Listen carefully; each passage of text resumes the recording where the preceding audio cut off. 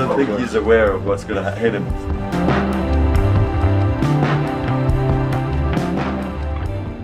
My biggest sporting achievement is probably getting to world number one, my career. I don't know, I'm very happy with it, so I sit here as a happy man. For me, something similar, but if I have to pick one thing, is 14 Roland Garros.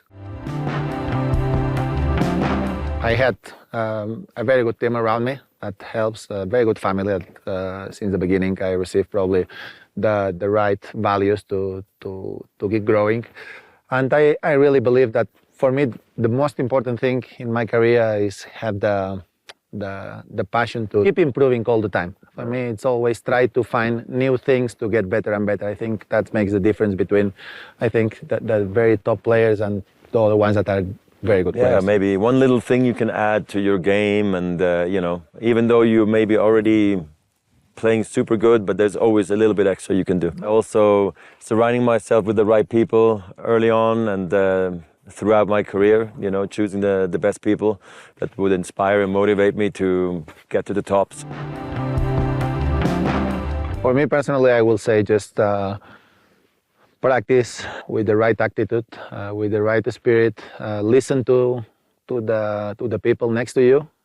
Be humble enough to keep listening to people even if you are having success. And then, I mean, the rest of the things are happening. You know, you have mistakes, you achieve things, but you need to learn by yourself. I think a couple of things that nobody can tell you at some point. Yeah, take feedback, not the personal way. The people that are around you, parents, coaches, and so forth, fitness, physios, they all want the best for you, and they have usually the best intentions. So I know sometimes it looks as quite critical, and when you're young, you don't want to hear it because you want to hear that you're the best and you're going to be world number one.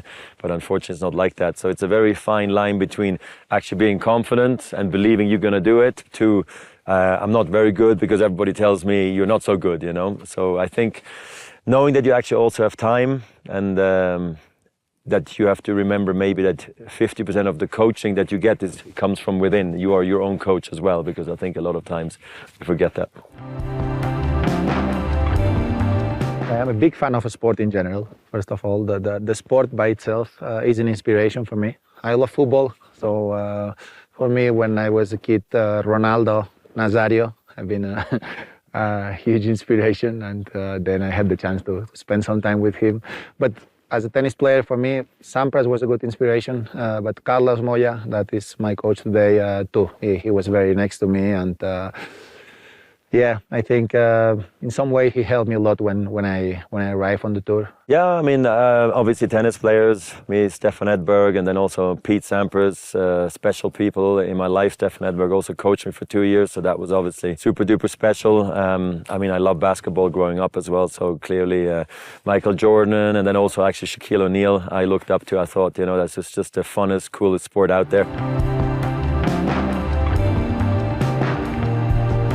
For me, I know how many important icons have been part of this campaign. So for me personally today, be part of it is something that I am super proud of, you know, and share this opportunity with probably my biggest rival and a close friend today makes this more special. Unique opportunity to be working together with Rafa. It's definitely a special relationship that it could be such rivals, but then actually end up at the end of the career being able to sit alongside one another and do such a campaign is cool. Shooting together with Annie Leibovitz was special. It was my third time, I believe. We've worked together, and again, super special, of course, very unique.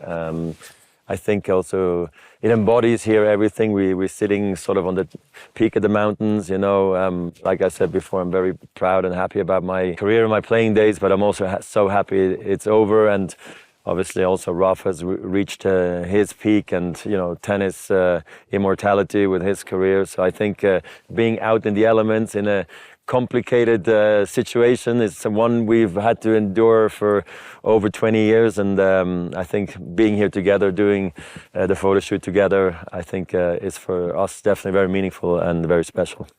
I am not used to the to the snow as Roger.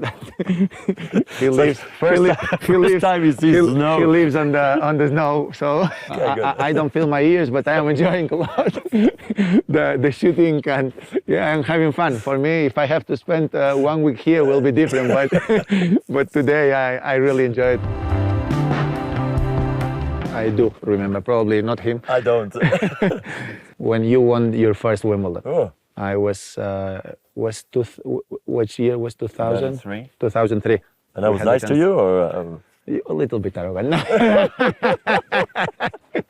No, come on. No, we were. I mean, you were honestly, you were super nice. I was just arriving on the tour. I'm a junior, so I was super shy to talk to you, but you were very nice. Yeah. I do remember your first match in Monaco. What year was that? Probably was 2003. 3 also. Yeah. I mean, he was super young, so good, and of course, we were all thinking, oh, another Spaniard, another clay quarter dirt baller, future top tenor, maybe probably even more, and he achieved everything. For me, I think the really special moment was when I was world number 1 in 2004, and I played you in Miami, and he actually beat me, which was maybe a surprise to some, but I kind of at that But point... you were a little bit sick. I had a sunstroke actually, but still he beat me fair and square, and I mean that was cool, like to see the young players come up, the Murrays, the Djokovic's, and having a chance to play them that very first time. That first match will always be very meaningful, even though I lost it, and it's been a great rivalry with like so many other players. But Rafa, of course, with his playing style and his, sort of attitude on court at a young age was not like everybody else. You could feel that there was something special coming for sure. I don't miss those days, but I miss them because it was obviously always a big moment when we played each other. We have been in the tour for over 20 years, and we met a lot of new people.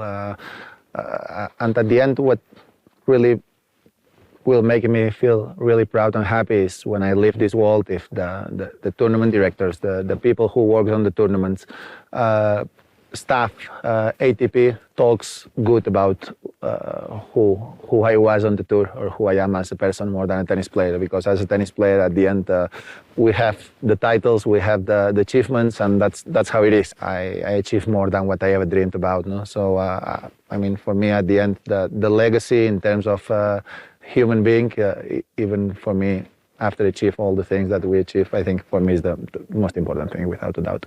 I hope if I'm remembered not only as a tennis player, but also as the person behind what I gave to the game and what I represented to the game, and it was less about all my Wimbledon victories or whatever it was, that meant a lot to me. So I think if I can be remembered more also as the personality other than just a player, that'd be great. And if I was a good role model for kids, I mean, that would make me happy too. And it would be nice, like what Rafa said, if the people are happy to see us again. Not like, oh no, that guy again. No, hopefully that's the case. So, Thank you. Hey, I did it. That was good.